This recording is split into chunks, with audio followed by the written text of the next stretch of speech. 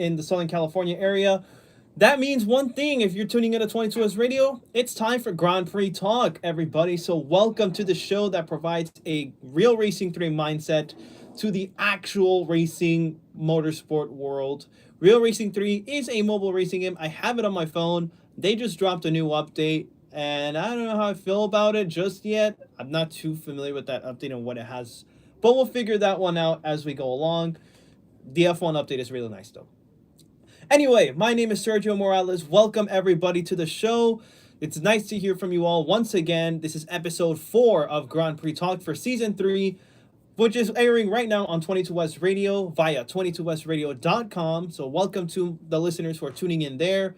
Also available on YouTube at TheSergioShow. How we doing, Tristan? Good to hear from you today, man. So shout out to our viewers on YouTube as well. You can follow 22West at 22WestLB on Instagram. You can follow me on Instagram at SMortstagram. That is SMORstagram. And subscribe to The Sergio Show on YouTube, where you will also be able to watch this live stream of this show and watch it on replay later on this afternoon after the show has concluded. And goodness me, this weekend in racing was quite something. But first, if you are tuning in for the first time ever on 22 West Radio, keep in mind that Grand Prix Talk is one of several shows available to listen in. Coming up later tonight, and we'll repeat this again later, we have Nat the Rock Show at 5 o'clock in the afternoon. That will be hosted by a lady named Natalie, who's going to play a lot of rock music. So if you like rock, stay tuned at 5 o'clock. And at 6 o'clock, Self-Centered Radio will also be going live with our host, Morgan Varela. So if you're all about that type of stuff, then we have great shows coming your way later on this afternoon. But for now, let's talk racing. Actually, before that, let's first talk a little bit of history to open up today's show. And if you're a car fan, then today's a bit of a busy day for you in the world of history racing. So first off, let's just start off with some fun facts about today's day, September 24th, 2024. On this very day in 1968, off-track history consists of a little channel called CBS and their little show called 60 Minutes, which these days, maybe we've seen it. I remember watching it a few times in high school because that's what the teachers played during class.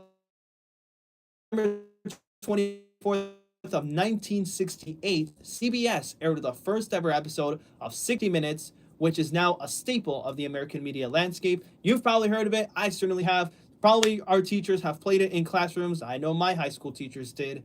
So, I mean, if you're living in the United States, it is not so difficult to not have heard of 60 Minutes. I mean, they've featured interviews from lots of presidential campaigns, people, and have covered several big moments in history like the Vietnam War and the Watergate scandal. But they first started off in the 60s, so that's your little history fact outside of the racetrack. Now, on-track history for today, September 24th. Happy birthday, Honda! A lot of us definitely have heard of the Honda automobile car brand. I know, I mean, come on, like all of you certainly have. Some of us maybe even drive Honda Civics every day going around town. Well, on this very day, September 24th of 1948, at the end of World War II, actually, just a few years after that, motorcycle builder, I don't know how to say his name, so S. Honda. Sorry, because I don't want to mispronounce his name. Mr. Honda incorporated the Honda Motor Company in a little town called Hamamatsu in Japan in the 1940s, 1948 to be specific. Now, they really started to become a big brand around the 1960s with their motorcycles, and in the 70s because of their affordable, fuel-efficient cars, one of which you may have heard of. It's called the Honda Civic. It was first conceived around the 1970s, and it took the United States in particular by storm because this was a car that was very efficient when it came to fuel, which was a big deal for American people back then who were dealing with the crushing effects of the wars that were going on back then and OPEC regulation changes that sent gasoline prices through the roof around that time. Honda came through with a really fuel-efficient vehicle called the Civic, and the rest is history. Needless to say, Honda has left a very strong impact in the automobile landscape today. Well, they first started off on September 24th, 1948. So there is your on-track history fact for today, September 24th. So, This weekend in racing was quite a little bit of a snooze fest. I'm just gonna be honest with y'all. This weekend, as far as racing goes, it left a lot to be desired, especially if you're someone who's looking for some on track action. I don't know what to tell you, man. It was not really action packed. Hey, at least the venues were nice. NASCAR was out at Bristol Motor Speedway, and Formula One was taken on the streets of Singapore on a very warm Singaporean night just this past Sunday. Anyway, before we dive into that though, let's first talk about something that just rattled the racing world yesterday. So, IndyCar, they are now in their off season. Their season concluded a few weeks ago in Nashville, Tennessee. Well, they just pulled off a NASCAR here as motorsport.com has announced that IndyCar's long awaited charter system is finally established.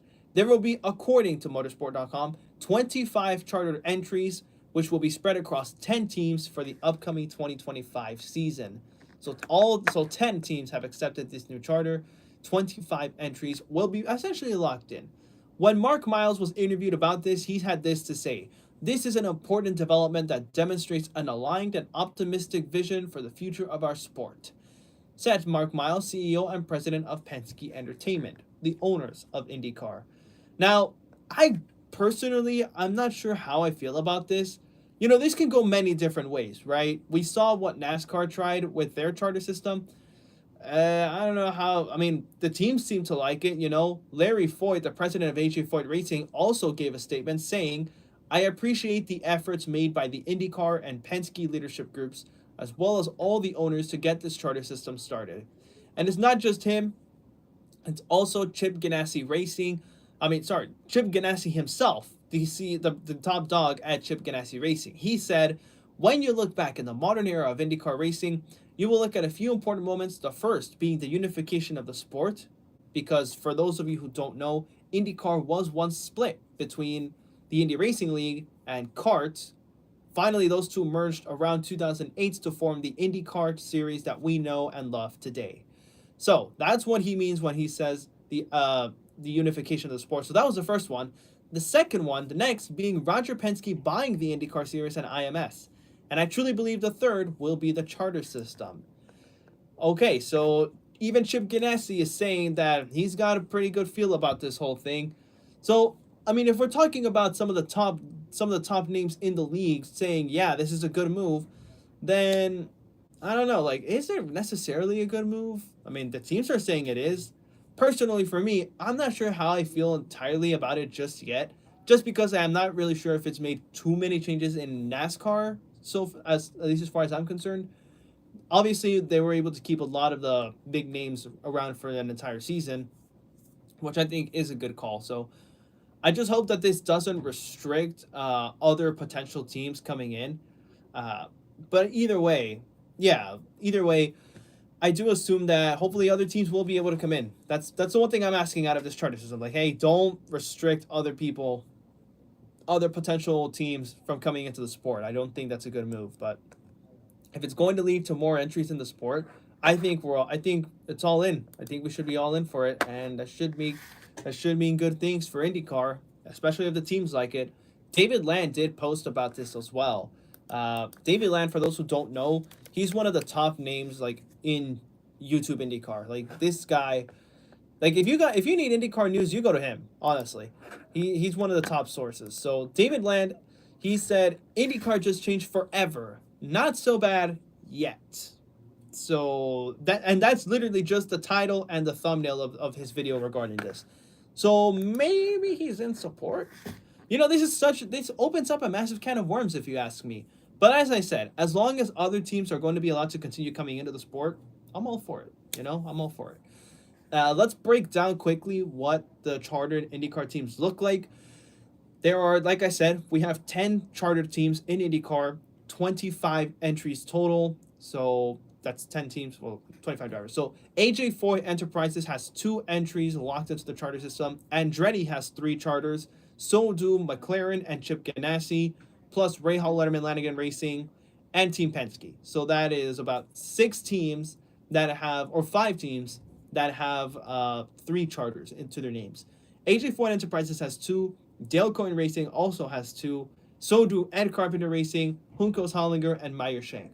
All of those teams have 2 charters each. So, yeah. So that's what it's looking like as far as the IndyCar charter system goes. It's looking pretty good, but we'll wait and see. What I did notice is that these charters do not apply to the Indy 500. So, if over 33 drivers try to qualify for the Indy 500, guess what? We're having bump day, and ain't nobody safe, as it should be, honestly. Bump day is just a whole dimension of racing all by itself. It's not even a full race. It's actually just a qualifying session for the Indianapolis 500, and it's one of the most intense days in racing all year round. So if you haven't watched Bump Day, I strongly recommend you do. Either catch up on a previous Bump Day or watch this one that's coming up in May of 2025. Like, that's really something. So charter system, I believe, will not apply to the Indy 500. So they'll still have to race their way in regardless of if they're a full-time driver or not, which I think is a good call. Honestly, I do think so. But either way, that's what it's looking like as far as the charter system goes. Quite a few opinions swirling around. Looks a lot of them are positive from the teams. We'll wait and see how things actually play out later on in the 2025 season. Now let's start talking about Formula One here. All right, so some big news that have just come out of the F1 world earlier this morning. Red Bull's head of F1 strategy has actually decided to move from Red Bull over to McLaren. Now, this guy in question is named Will Courtney. He's going to be the new sporting director for McLaren. Yeah, instead of Red Bull's chief strategist. So there's something to keep in mind. Now, according to motorsport.com, Courtney initially joined the Milton Keynes-based team as a systems engineer in 2003 under its Jaguar guys, but moved to a strategy role once the team became Red Bull in 2005. So Courtney will now join the title rival McLaren in a position reporting to its longtime racing director, Randeep Singh, as it aims to bolster its on-track racing operations, like if they needed it. Brody F1 says, hi. Welcome to the show, man. Good to hear from you today. Thanks for tuning in. Tristan, I noted what you had to say, so thank you both for tuning in. Shout out to my YouTube chat, for real. So, as we were saying, Will Courtney moving over to McLaren. McLaren right now, they're on fire. We don't got to beat around the bush about this one. They are absolutely on fire right now. I don't think I've ever seen McLaren in as good a position as they are now. And this is coming from a guy that's been watching Formula One since 2012. Like, back when Sebastian Vettel was driving for Red Bull. Thank you, Brody, for subscribing and liking the video. Really do appreciate it, man. Thank you, honestly. Really means a lot. So, yeah, I've been watching F1 for this long, and McLaren, I don't really recall ever seeing them in this position. I remember a time when McLaren Honda were a thing around 2015 or so, and how disastrous that was. I was watching when that happened. For some of the newer Formula One fans that might not be so familiar with it, McLaren at one point was working with Honda engines between 2015 and 17. And before that, way back in the 80s, when Ayrton Senna and Alan Prost were just absolutely owning the field back in the day. Well, I guess the idea was McLaren and Honda were going to team up and absolutely own the field again in the present day, which is why they signed together in 2015. They absolutely got beaten, destroyed. It was an embarrassing 3 years for McLaren, and I'll bet 3 years that they wanted to forget. It was not good. So from 2018, they switched over to Mercedes, Alonso and Button, and days of McLaren Honda. I know, right? That was quite something. So yeah, just continuing on. Yeah, that's what happened. So it's hard to believe that McLaren are now suddenly in a position where they could just run away with the Constructors' Championship for sure. And don't get me started with the Drivers' Championship. Granted, Max Verstappen is still ahead, but Lando Norris is catching up quickly.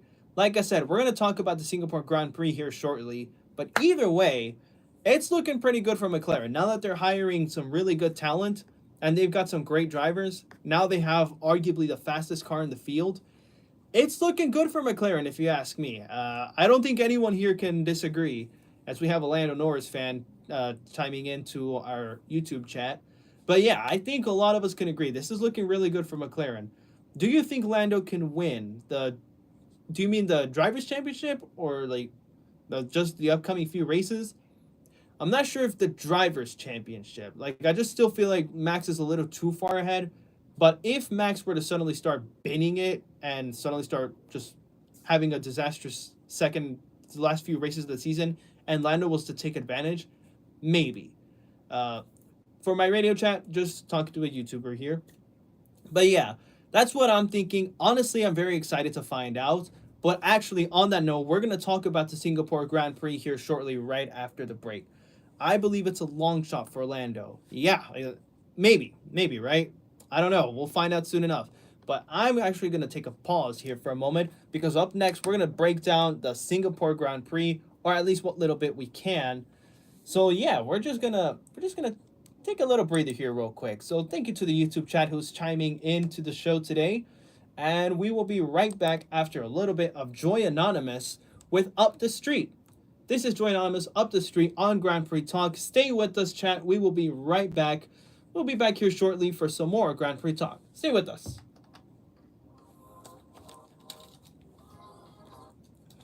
To the YouTube chat, thank you so much for interacting. It really does mean a lot. I'm glad to have you guys on board for the show today. Uh, yeah, as far as the drivers championship goes, I feel like Lando might be able to do something.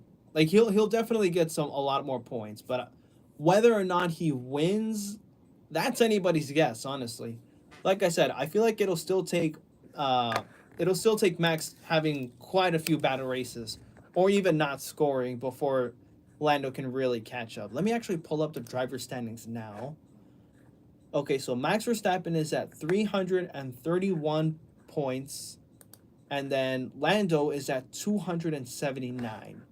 Now, I'm not the best when it comes to math, but I got a bit of a feeling that that is around 30 or 40 points. So 31, 21, 11, 1 point, 90, 91, 81. Yeah, there's still like a 60 or almost 70 point gap there. So it's a bit of an uphill climb, but it's doable. What I know for sure, yeah, with 6 races left especially, it's even more of a question mark there. So it's doable. It'll just take a few.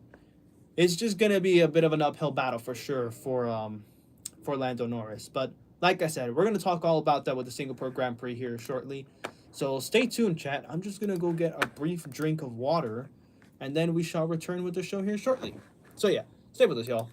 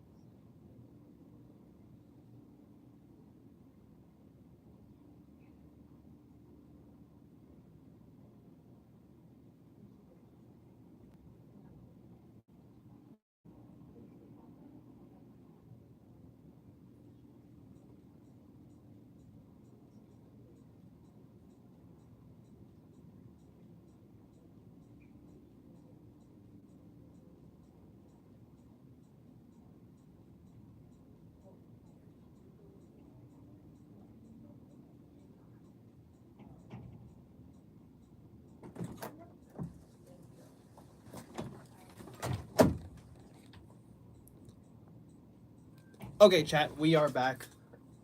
I just had to get a drink of water, which is why I usually play a little bit of music in between my show. Yeah, that's usually why. It's just so I can go get a drink of water. Because at that point, like, all this chatting can take its toll. So, yeah. Either way, we're going to get on with the show here shortly. Or we're going to resume, most likely. Yeah.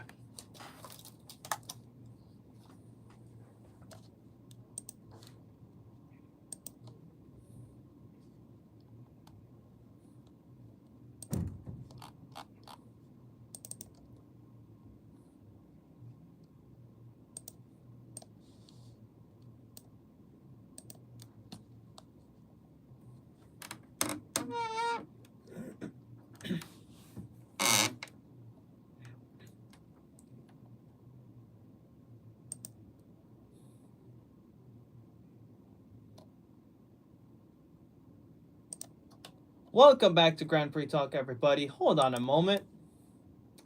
Man, I love that song, but now is not the time for it. We'll be playing that here in a little bit either way, so don't you worry, chat. Anyway, welcome back to Grand Prix Talk, everybody.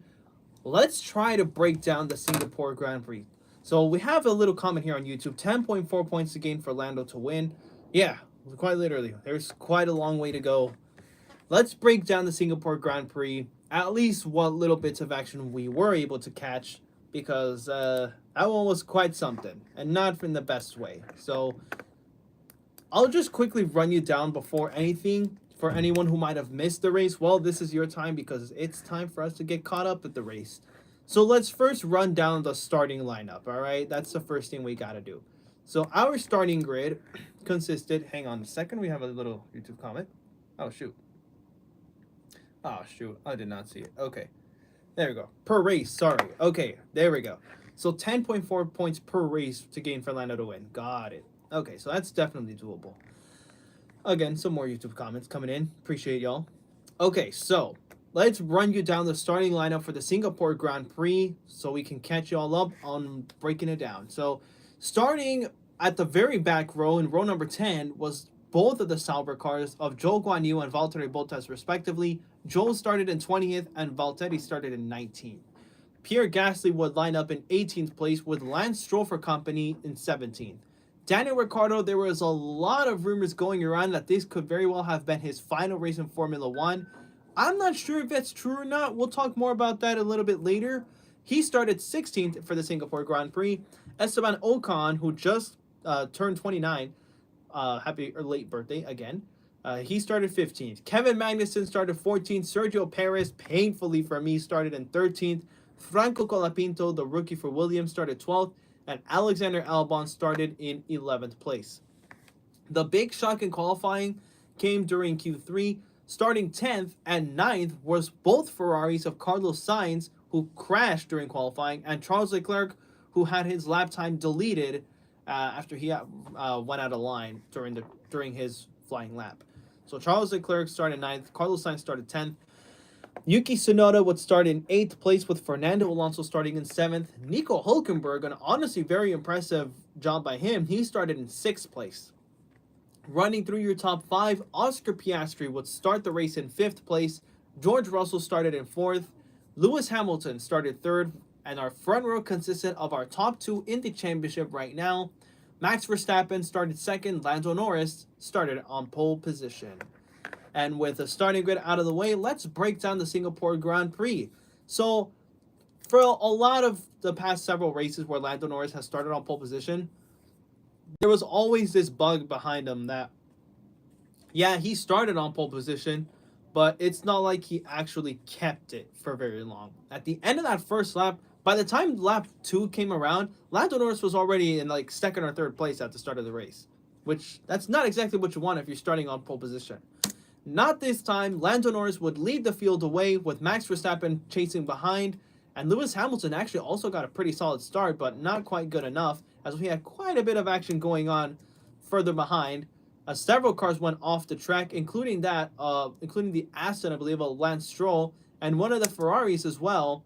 Fortunately, no big crash to report there. It was just a matter of they ran out of room, they had to go off track, and had to take some runoff areas. But a clean start for sure, and honestly, clean is pretty much the name of the race, to be honest. Like, it's not like there was anything massive happening at all during this race. Yeah, it felt kind of more like a car parade, except there was actually some bits of action, like Oscar Piastri overtaking Nico Hülkenberg, also on the first lap. You know, some things to be expected, I suppose, but it's not like there was that much going on. But if you're a Lando Norris fan, which we have some in the chat today, well, good news. You no longer have to hear that Lando Norris lost the lead before the first lap was even done.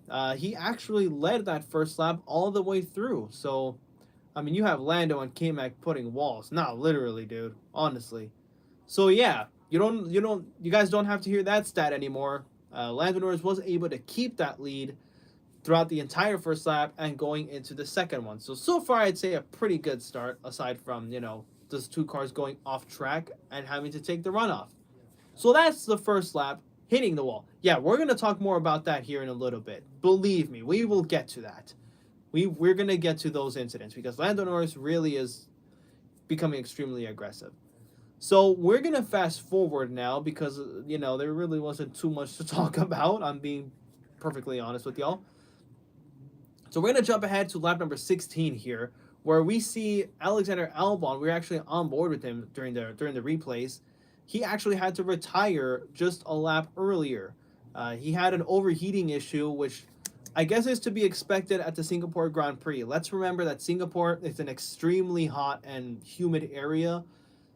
Frequently temperatures there are like in the 80s, and this is at night. It feels like a summer, like a summer day during a summer night there. Actually, as a matter of fact, how is the weather in Singapore right now? It's currently 78 degrees as we speak. 78 degrees, but it's raining. The maximum is of 86 degrees with thunderstorms. That is some Miami type of weather right there, if you ask me. I've never been to Miami, by the way, for at all, so I wouldn't exactly know. But hey, I have been to Puerto Vallarta in Mexico, and it's pretty similar, to be honest. So lap 15, Alexander Albon retires with an overheating issue. So let's just jump ahead to lap number 30. Lando Norris is still leading, but Max Verstappen is called in to pit, and Lando Norris actually stays out in the meantime. So for Max Verstappen, I would say the pit stop went pretty well, if I'm being honest. I don't think there was really anything out of the norm. Red Bull's pit crew is known to be really clean, like really just spot on when it comes to pit stops. The same cannot be said for Lando Norris and his driving style right now. This is what the chat on YouTube was just commenting about. Shout out to Brody F1 for that one. Lando Norris really was pushing this car to the absolute limit, maybe a little too far. On lap number 29, he actually had a lockup, and his front left tire barely, by the skin of its teeth, misses the wall.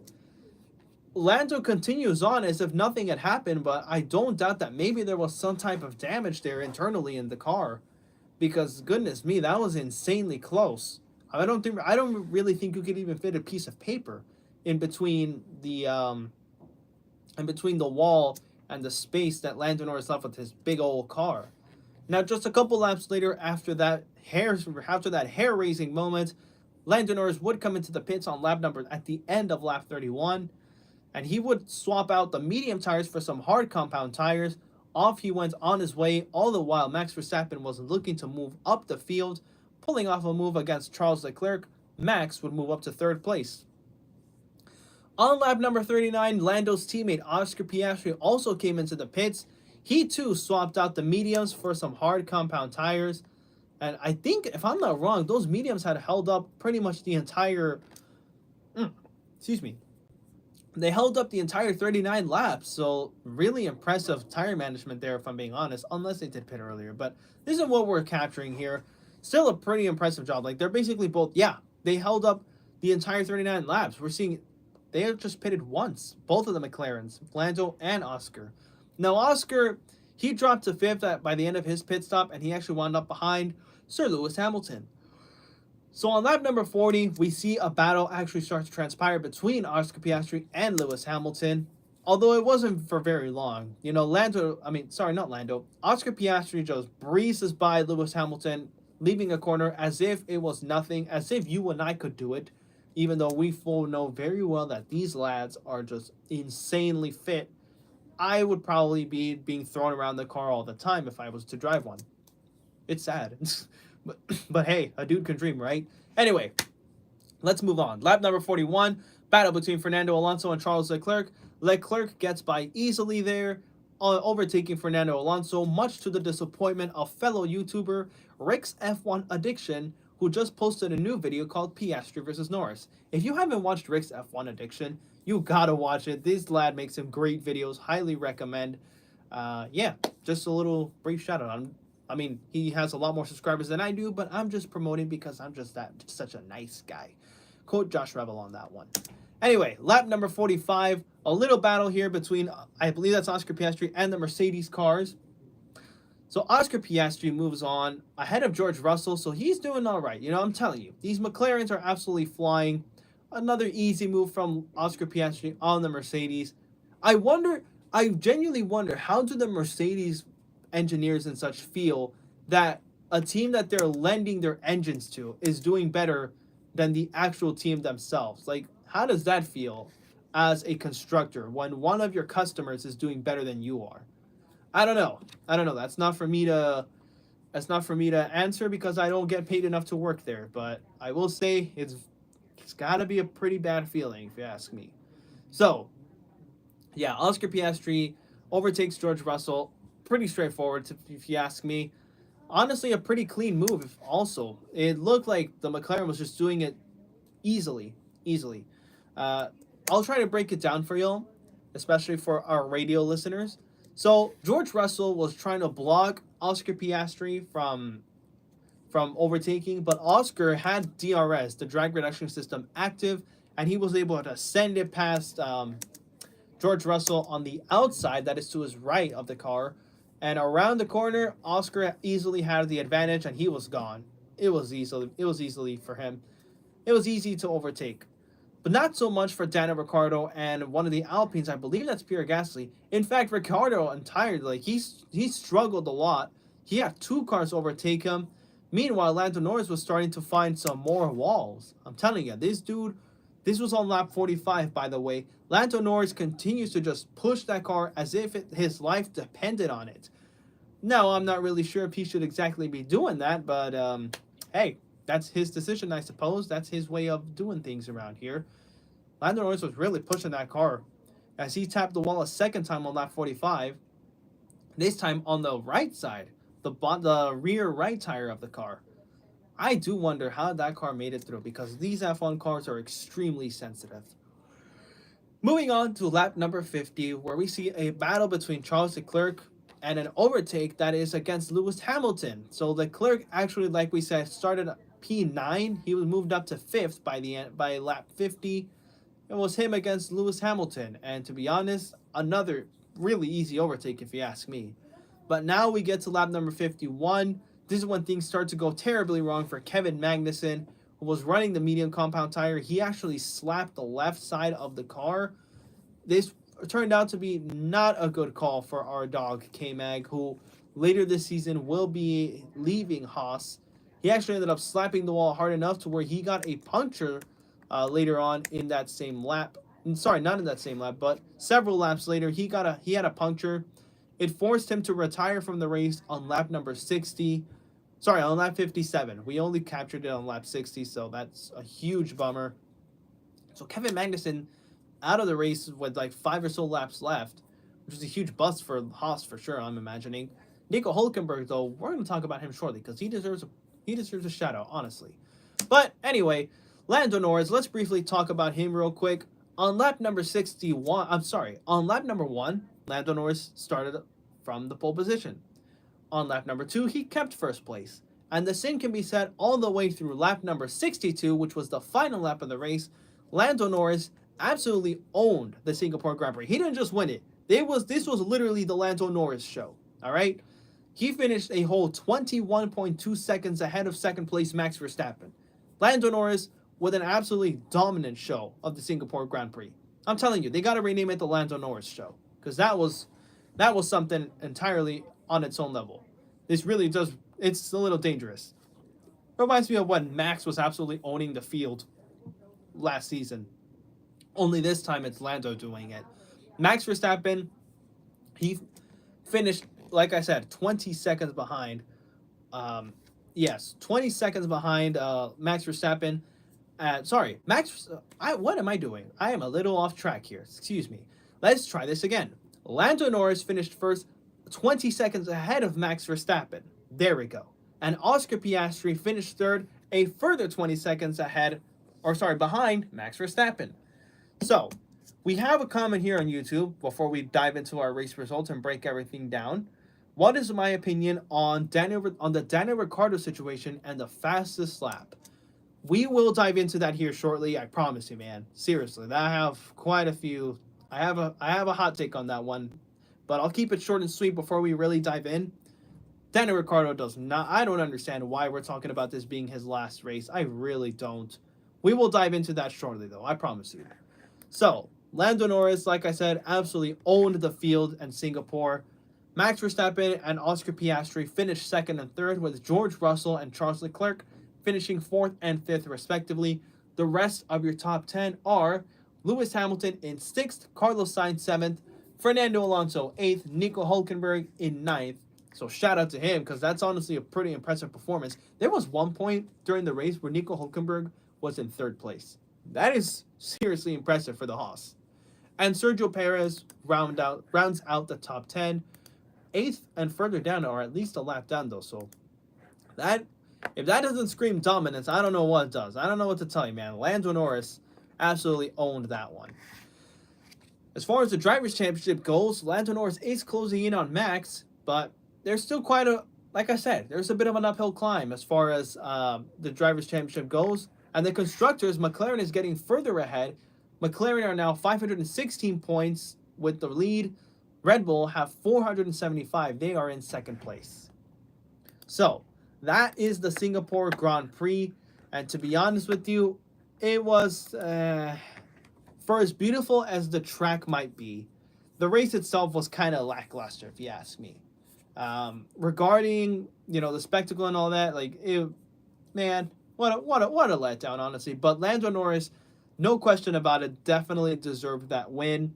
He was, like I said, 20 seconds ahead of Max at the finish line. So I don't think that leaves any question as to who deserved to win that race and who didn't. That was for sure Lando Norris's race win. Now, to wrap up the show today, because we're actually going to wrap up here a little bit early, regarding the Daniel Ricciardo situation, man, I don't know how this popped up out of nowhere. This really did. I really don't understand how quickly someone decided, like, yep, Daniel Ricciardo is not going to be in F1 anymore. Like, I don't get it, man. I think it's really messed up how we're talking about the end of Daniel Ricciardo's career. I'm not sure really what he did to deserve it, especially considering how quickly we started talking about this. But regarding the fastest lap, he got the fastest lap. He deserved it, I wish it would have been better that he was able to keep the point for that fastest lap, the bonus point that comes with it. That wasn't quite the case, though, which it's kind of a bummer, honestly. But that said, I don't understand why we're talking about Daniel Ricciardo's career being done right now. I really do feel like they should at least let him finish the season before deciding whether or not to sack him. But either way, Daniel Ricciardo going home with the fastest lap of the race, that kind of proves that maybe you guys are moving too fast with dropping drivers. This is coming from a guy that actually roots for Red Bull. You have my favorite driver, Sergio Perez, in Red Bull right now as we speak. And then it's been following Red Bull since Sebastian Vettel was driving for them in 2013, around there. So, coming from a guy that actually supports Red Bull and McLaren, so don't at me, anyone on Instagram, I root for two teams. But coming from a guy that actually does root for Red Bull, they're binning it right now. Honestly, they are not making good calls. They are rushing. Look, they're on the downside of performance right now, and I think it shows. The Max Verstappen hasn't won a race in months. Not since Spain. He hasn't won a race. Sergio Perez had been kind of clamoring all along, hey, it's not just me. The car is crap. I'm sorry. Excuse my language. The car is not good. And as it turns out, now suddenly Red Bull is paying the price for not listening to Checo and just kind of giving all the resources and such to Max. One of our old buddies is here in the studio right now. I don't think he can see me, but he can. How you doing? Okay, so as I was saying, Red Bull is paying the price for trying to feed only one driver, in this case being Max Verstappen. Now, I kind of understand why they did it, and that's because Max was just owning the field in 2023. Checo was just kind of like, hey, what about me? It never happened. But getting back on topic here with Daniel Ricciardo, I feel like I bring up the whole Checo and Max thing because that was also kind of proving that Red Bull was kind of rushing to a decision. Now that they are on the downside, they are no longer the dominant team. They're getting eaten up by McLaren right now as we speak. now Red Bull is just trying to rush to a decision, trying to rush back to the front of the field, just blast past the hard work that actually comes with changing the car, something like that, with actually improving. They just want immediate solutions. And when they see Daniel Ricciardo, who is an aging driver, I mean, Checo is also, let's be honest, but they see Daniel Ricciardo, who is aging, and they're like, the old man can leave. Liam Lawson, you want to come get a spot at Red Bull? I mean, at Alpha Tauri, or, sorry, the Visa Cash App RB Formula One team. Such a stupid name. Yeah, that's the whole point. I think that's my take on it, is that Red Bull is rushing to a decision. They're trying to just rush through things in order to rapidly claw their way back up to the front of the field, and it's not working. It's just not. Red Bull are not performing like they were in 2023. They just want to relive the glory days of last season. And the reality is the 2024 season is about as competitive as it gets. You have McLaren, who seem to be the fastest team in the field right now. Mercedes, who are suddenly playing dark horses. Ferrari, who somehow have figured out how to run a Formula One team. And Red Bull is just kind of seeing all this, and they're desperate. And so they just want to kick out the old lads and hope that it's a quick fix, and bringing in a younger driver and saying, you, go finish in the top 10 or go win some races or something. Like, it's all rushed, and I don't think it's going to pay off. I think they're making a big mistake, at least letting Daniel Ricciardo finish off this season before deciding, okay, we're going to bring in Liam Lawson now. This is nothing against Liam Lawson, by the way. I do think he deserves a shot at Formula One. I just also think that I don't think it's good for Daniel Ricciardo to be kicked out mid-season. I mean, Nick DeVries also got the boot, and, at least he's doing all right, it seems. So that's my take on it. We'll see what happens, but it'll be interesting finding out. Predictions for COTA, by the way. We're also getting this through the YouTube comments. Do I have any predictions for Circuit of the Americas coming up next month? Shoot, that's anybody's game, honestly. I think Circuit of the Americas is comparable to Silverstone as far as the track circuit is concerned, the track layout is concerned. I think it's comparable to Silverstone. So I think Mercedes might stand a good shot if we're looking at, how they handle in tracks like this. So Mercedes might do pretty well. McLaren, I feel like they're going to do pretty well also. And I think it'd be kind of silly to bet against McLaren at this stage of the season. So yeah, I'm thinking Mercedes and McLaren are going to have the best days in Circuit of the Americas next month. We'll talk more about that closer to race day. There's still several weeks before now and then. I just need to catch a breather because we are briefly going to preview the NASCAR round of 12 for us American viewers. So stay with us here on Grand Prix Talk. I just want to say thank you to the YouTube chat, by the way. Like, I really am enjoying chatting with you guys here on the show. And your comments and such are keeping this show going, especially in an episode where I thought, like, okay, Singapore wasn't very eventful, so let's see what I can talk about. So thank you, YouTube chat. Honestly, really do appreciate it. Now, before we wrap up, I'll get a little Dexter King for you from the Forza Horizon 5 soundtrack. And then we're going to talk about NASCAR and the round of 12. This is Get to Know You with Aviella by Dexter King. Seriously, man, thank you for keeping the chat going. I'll be right back. It's getting late in the UK and I've got school, so bye. Man, appreciate you tuning in, man. Thank you so much. We hope to see you all soon, and stay tuned. Great content coming up. So cheers, lad. See you soon. And for the rest of us, I will return here shortly.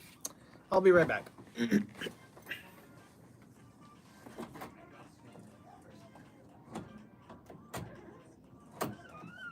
Go ahead. The camera's turned that way, so you're fine.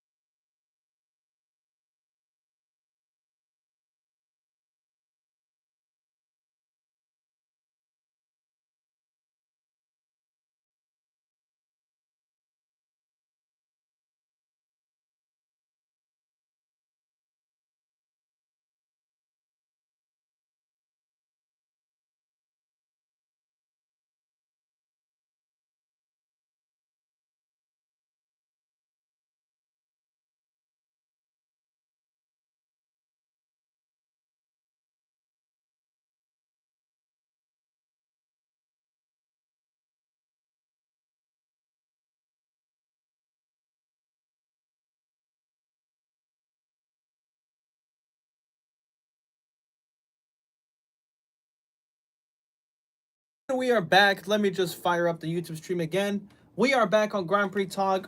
That was Get to Know You by Dexter King and Aviella from the Forza Horizon 5 soundtrack to 22S Radio. Now, we've covered a lot today. We covered the Singapore Grand Prix. We've covered IndyCar's charter system. Let's briefly wrap up the show today with a preview of NASCAR's round of 12 in the playoffs. So this coming Sunday, actually, come to think of it, the next few weeks of Grand Prix Talk, we're going to be talking quite a lot about NASCAR since they're the only ones who are going to be on track these coming few weeks. The next Formula One race is Circuit of the Americas in Austin, Texas, but that is not going to be for almost a month.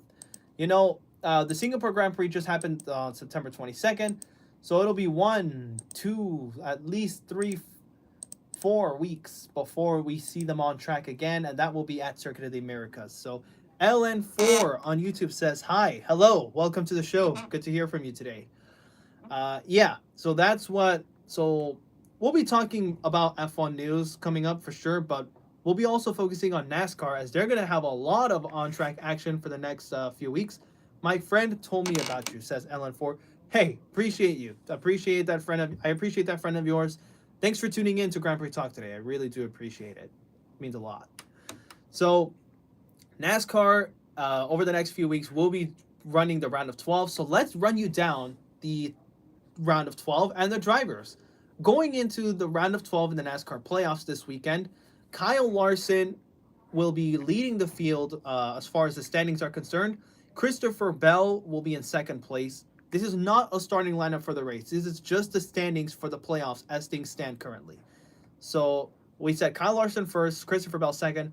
Tyler Reddick is third, William Byron is fourth, and the rest of our top 8 are Ryan Blaney in 5th, Denny Hamlin 6th, Chase Elliott 7th, and Joey Logano currently goes into the round of 12 8th in the standings. Now, on the bubble, these are the 4 drivers who, if the playoffs of round of 12 ended today, these 4 drivers would be out.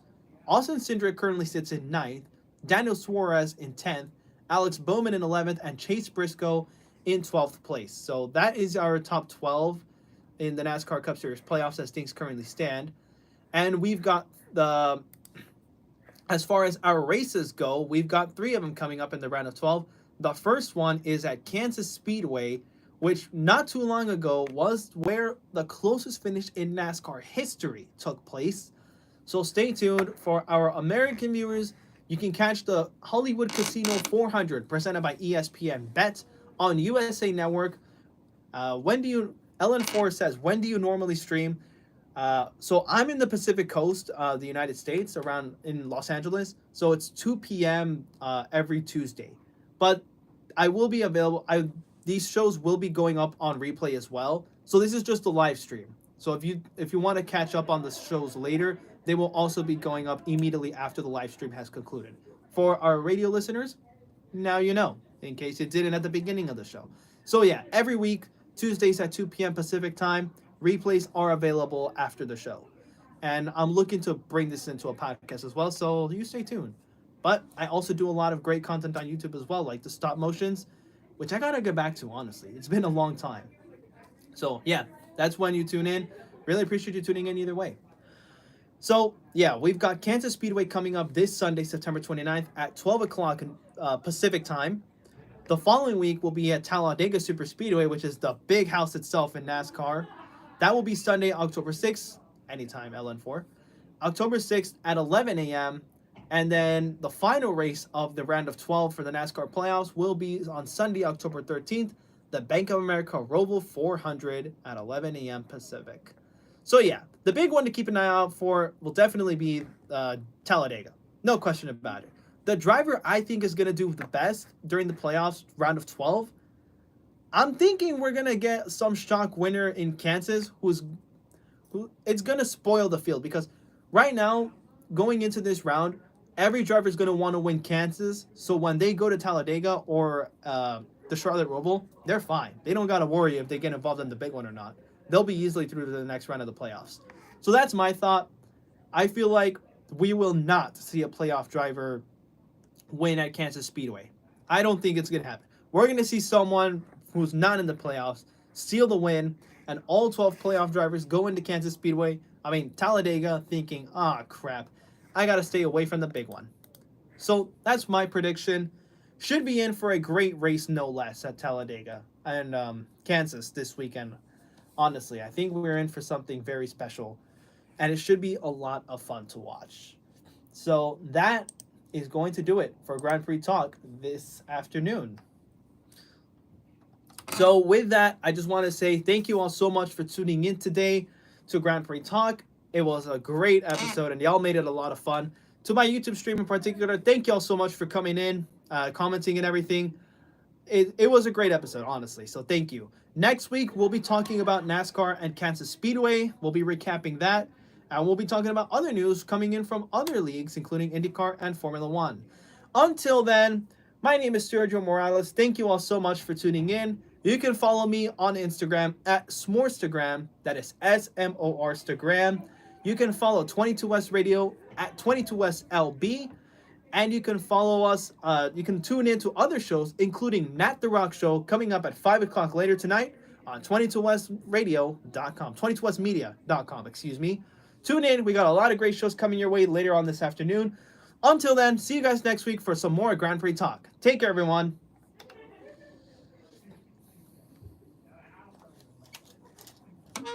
All right, that's going to do it. Thank you all so much for tuning in. It was a great episode, so thank you all so much, and I will see you all sometime soon. Cheers.